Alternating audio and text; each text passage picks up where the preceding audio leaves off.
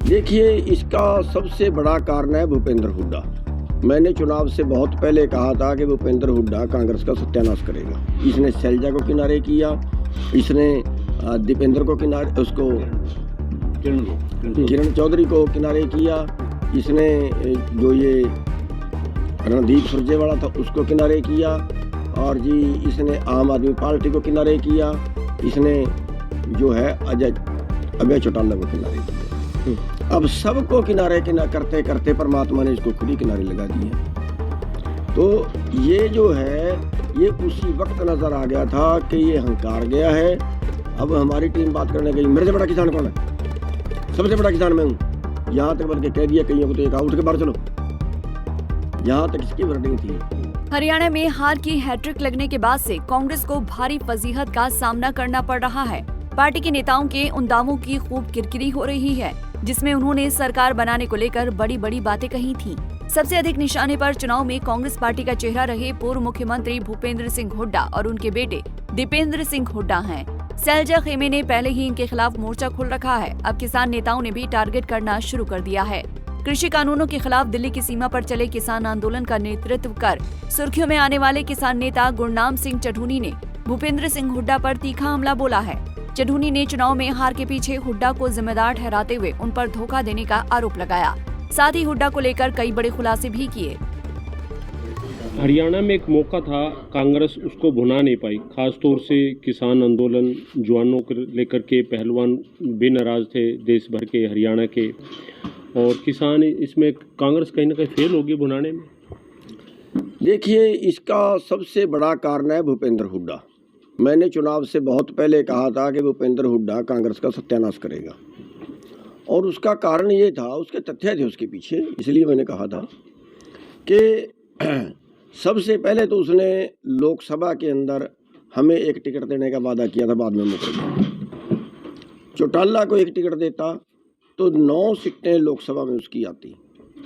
उसके बाद अब विधानसभा की बात थी, तब भी जो है उसने हालांकि मेरे साथ गद्दारी की थी, लेकिन चुनाव से 2 दिन पहले, लोकसभा के चुनाव से 2 दिन पहले उसने मेरे को फ़ोन किया कि मेरा रोहतक सीट पे समर्थन कर दे। हालांकि सारे हरियाणा का मांगना चाहिए था उसको, लेकिन उसने केवल रोहतक सीट का मांगा और हमने रोहतक सीट पे उसका समर्थन किया। दीपेंद्र हुड्डा के लिए मैंने अपना लड़का भेजा, अपना स्टेट प्रधान भेजा, और जाके वहाँ पे वो प्रेस कॉन्फ्रेंस करके उसका समर्थन किया।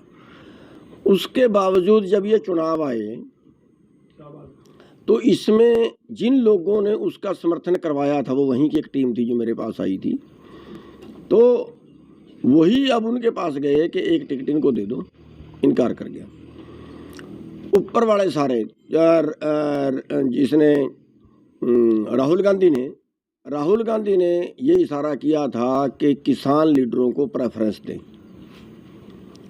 और वाड्रा ने, प्रियंका ने, इन्होंने भी कोशिश की कि हाँ अगर इनको टिकट देंगे तो हमें बहुत फायदा होगा। किस चुनाव में? विधानसभा के चुनाव में। लेकिन इसने रमेश दलाल को किनारे किया, जिसने राजीव गांधी हत्याकांड का केस अपनी जान पे खेल के लड़ा था। मेरे को किनारे किया, जिसने इसकी मदद भी की थी उस चुनाव में भी, और जो हर्षिक आ रहा था उसको किनारे किया। इसने बलराज कुंडू को किनारे किया। एक 4-5 आदमियों का ग्रुप किसान लीडरों का और गया था, उसको किनारे किया। इसने शैलजा को किनारे किया। इसने दीपेंद्र को किनारे, उसको किरण चौधरी को किनारे किया। इसने जो ये रणदीप सुरजेवाला था उसको किनारे किया, और जी इसने आम आदमी पार्टी को किनारे किया। इसने जो है अजय चौटाला को किनारे किया। अब सबको किनारे करते करते परमात्मा ने इसको खुद ही किनारे लगा दिया। तो ये जो है ये उसी वक्त नजर आ गया था कि ये हंकार गया है। अब हमारी टीम बात करने गई, मेरे से बड़ा किसान कौन है? सबसे बड़ा किसान मैं हूँ। यहाँ तक बल्कि कह दिया कईयों को तो एक उठ के बाहर चलो। यहाँ तक इसकी वर्डिंग थी। अब इसके जो आदमी हैं, इसके जो चेले हैं, या उनको हुड्डा पुत्र कहें, जो हुड्डा पुत्र हैं, जो ये कहते हैं कि भी हाँ क्या जो गुरनाम सिंह है ये तो बीजेपी के पास बिक गया। मैं उन अकल के हिडों को उन बेवकूफ़ों को ये समझाना चाहता हूँ कि क्या कभी उन्होंने हुड्डा को कहा, क्या उन्होंने कभी अपने पिताजी को कहा कि पिताजी ये नुकसान जो आप कर रहे हो, आप सबको भगा रहे हो, तो फिर वोट तो यहीं से आएगी, वोट कहाँ से आएगी? अपने पिताजी को उन्होंने कभी नहीं बोला। मेरे ऊपर बकवास काटते हैं, ये बीजेपी के साथ मिल गया, बीजेपी से पैसे ले गया। मैं तो सारी की सारी सीटों पे खड़ा करने का अनाउंस किया था, लेकिन फिर भी एक सीट पे हम लड़े, बाकी पे हमने खड़ा नहीं किया कि ये इल्ज़ाम हमारे ऊपर आ जाएगा कि ये वोट काट रहे हैं। केवल एक सीट पे खड़ा किया, और एक सीट पे भी वो हरामजादे ये इल्ज़ाम लगा रहे हैं, और पहले बीजेपी ये इल्ज़ाम लगाती थी कि आपने कांग्रेस से पैसे लेकर आंदोलन किया। इतना ही नहीं, चढ़ूनी ने आगे कांग्रेस को नसीहत देते हुए कहा कि अगर इतना सब कुछ होने के बावजूद वो हरियाणा में भूपेंद्र हुड्डा को नेता प्रतिपक्ष बनाती हैं, तो फिर भूल जाएं कि वो फिर कभी सत्ता में लौटेगी। तो सबसे बड़ी वजह क्या रही कांग्रेस की हार की? आप अगर गुरुनाम चढ़ूनी से पूछा जाए सबसे बड़ी वजह? मैं बता रहा हूँ ना, सबसे बड़ी वजह ये रही कि इसने किसी से समझौता नहीं किया और कांग्रेस ने इसके ऊपर छोड़ दी। और अब भी मैं आपके माध्यम से कहना चाहता हूं कांग्रेस हाईकमान को कि अब भी जो विपक्ष का नेता बनाना है वो भूपेंद्र हुड्डा को ना बनाएं, क्योंकि पिछले 10 सालों में भूपेंद्र हुड्डा ने विपक्ष की भूमिका नहीं निभाई। किसान यूनियन ने विपक्ष की भूमिका निभाई थी, भूपेंद्र हुड्डा ने विपक्ष की भूमिका नहीं निभाई। और अगर आगे भी ऐसा रहा तो फिर आगे भी मत उम्मीद करना कि कांग्रेस का राज आएगा। अच्छी भूमिका निभानी पड़ेगी विपक्ष की इनको, और वो मजबूत विपक्ष चाहिए, उसके लिए लड़ने वाला आदमी इनको आगे करना पड़ेगा। बताते चलें कि गुरनाम सिंह चढ़ूनी ने खुद कुरुक्षेत्र के पिहोवा हलके से संयुक्त संघर्ष पार्टी के बैनर तले चुनाव लड़ा था, लेकिन वो अपनी जमानत तक नहीं बचा पाए।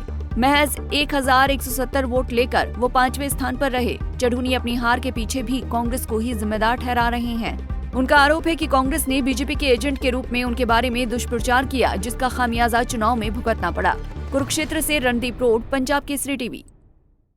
हमसे जुड़े रहने के लिए हमारे YouTube चैनल को सब्सक्राइब करें और नई वीडियो की नोटिफिकेशन के लिए बेल आइकॉन को दबाएं।